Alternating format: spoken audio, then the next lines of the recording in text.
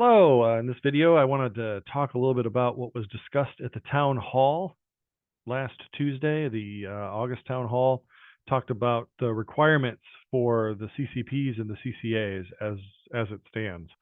Now, what I want to do is I want to make sure that I'm not adding anything to what was said on the town hall.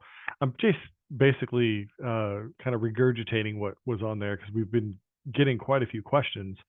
Being a training provider, we've been getting a lot of questions about what this means for potential CCPs or CCAs. So what I want to talk about in this one, I'm going to talk a little bit about the new and updated terminology and the new requirements for the CCPs and the new requirements for the CCAs. So when we talk about the updated terminology, we've been talking about suitability. That was something that the CCAs needed was suitability.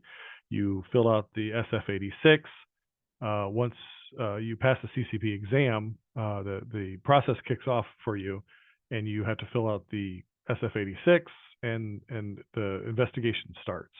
Well, now they're calling that a Tier 3 background investigation. So suitability, the term suitability has now been replaced with a Tier 3 background investigation.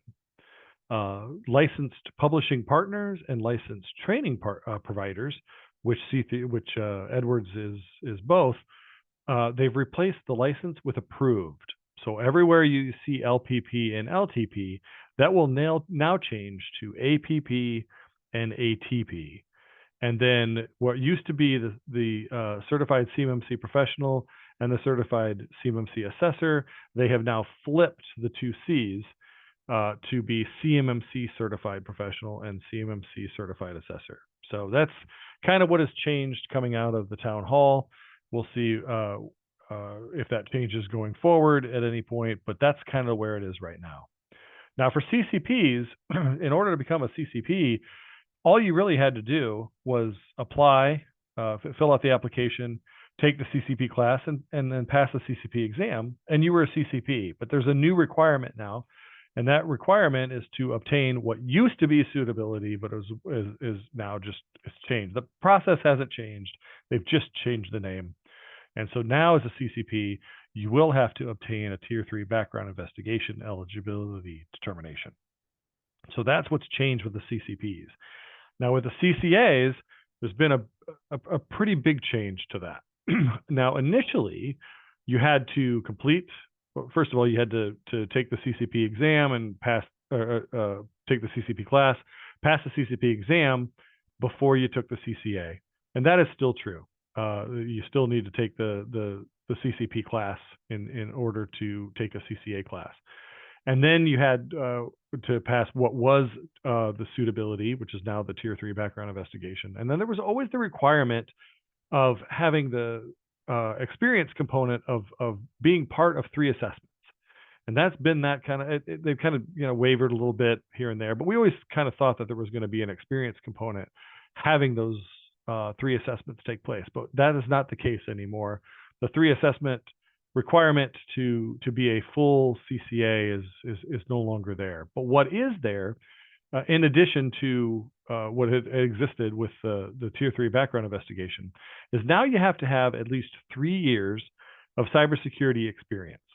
So we do have that experience component now, but in lieu of the 3 assessments that was originally mentioned in becoming a CCA, now it's just the 3 years of cybersecurity experience. But also, you have to have 1 year of assessment or audit experience in order to become a CCA. Now, I personally like the experience component because I wouldn't want somebody who has just passed an exam and has no experience coming in and assessing my organization when a big contract may hang in the balance. So I like the idea of an experience component, and I think most of us could understand that. But then they've added one more thing too.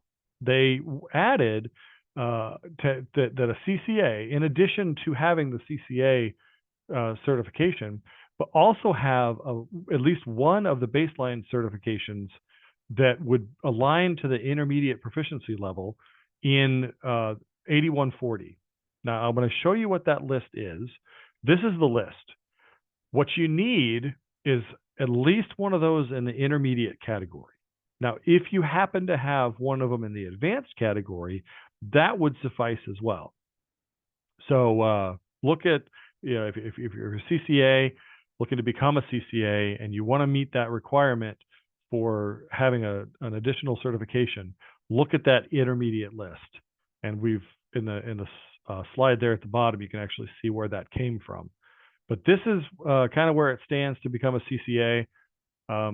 Some pretty major changes from what was the expectation a couple of years ago, but that's kind of where it stands now. If we do find out anything, if they do decide that they're going to maybe relax or add to, we will certainly let you know. But right now, I want to go back one slide and I want to kind of review this. So in order to be a CCA, you have to complete the CCA application. You have to take the CCA class, pass the CCA exam, the eligibility determination, you have to pass that, the Tier 3 background investigation, 3 years of cyber experience, 1 year of assessment or audit experience, and then at least one of the baseline certifications here in the intermediate. But if you happen to have an advanced, that would work as well. So that's it for what we wanted to talk about here. If you have any questions, certainly reach out, info@edwps.com. Look forward to hearing from you. Have a great day.